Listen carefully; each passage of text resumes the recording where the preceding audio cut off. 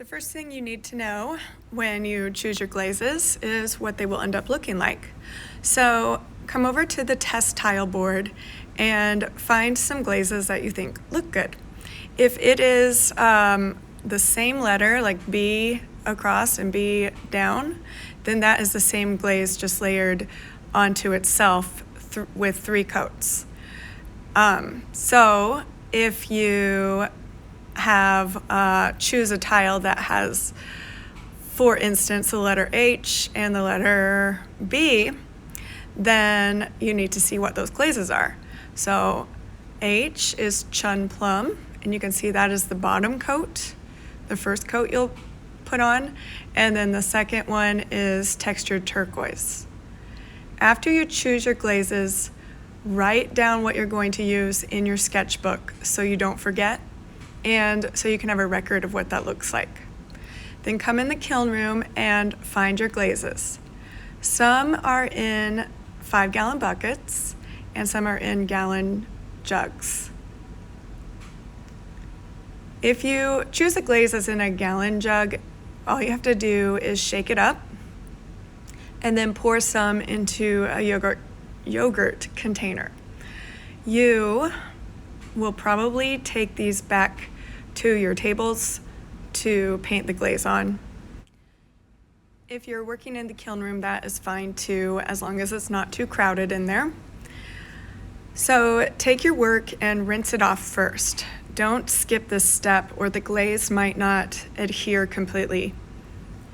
If you are working with a closed container, such as a cup, you can just pour your glaze into it and swirl it around. Do this 2 times so that you get a good coat on the inside.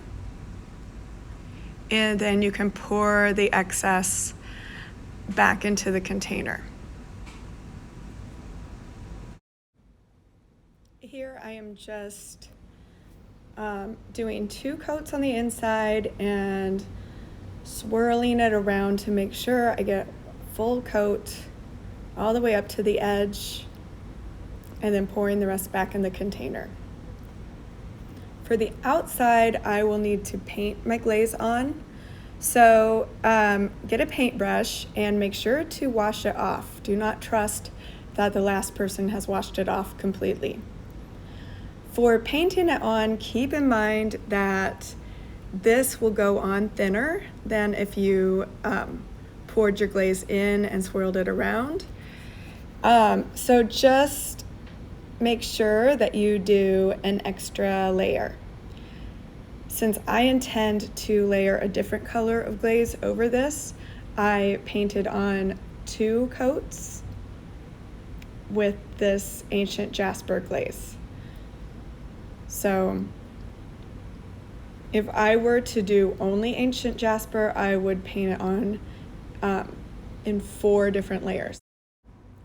With my excess glaze, I will pour that back into the gallon jug and just be really careful to get every last drop if possible. Use your paintbrush to scrape off that yogurt container and conserve as much glaze as possible. It is pretty pricey as far as art materials go, so we want to not waste any glaze. Touch up any last parts you need to touch up, and then put the gallon jug away and wash out your paintbrush and yogurt container. Also, wipe down the table with a sponge. If you're using a glaze that comes in a 5-gallon bucket, you will need to follow the instructions that are on the wall above the sink. But we are not going to be doing the wax base on our pieces. We're just going to wipe those off with a sponge. So grab some safety goggles, put those on, find your glaze, and carefully remove the lid. And then you will use one of the electric mixers to mix up the glaze. It will take 5 minutes to mix this up. It is really nice if you know other people who are going to use the same color of glaze to let them know that you're mixing it up so that they can just use it and they don't have to also mix it up.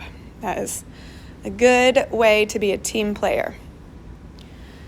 So this takes some time, and I did mix it for 5 minutes, but I didn't record the entire process. You want to, before you start, rinse off the end of the electric mixer so you know that you don't have any residue from other glazes on there that could change the color. And then when you are all done, you will also rinse it off, but don't trust that the last person rinsed it super thoroughly. So it's just a smart idea to take the precaution to rinse it off before you start. When you are all done mixing, you will need to wrap up the cord and hang the drill back up, the electric mixer, sorry.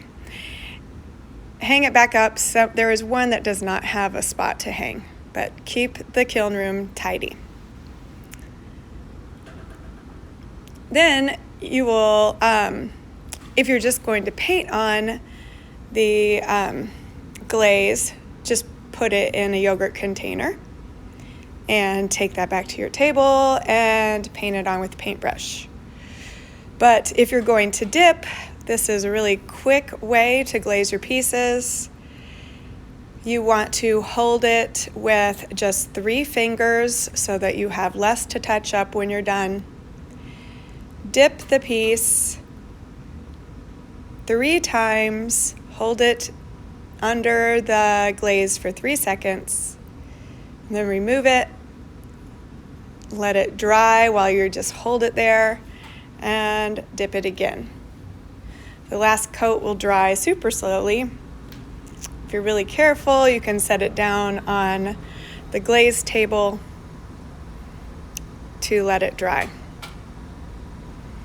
You will have some spots where your fingers were holding your piece that you need to touch up. I have always just used the technique of dipping my finger in the glaze and putting it on that spot, little fingerprint spot. So I just touch up the glaze that way. Once it is dry to the touch, you can put it on the shelf that tells me it is ready to be fired.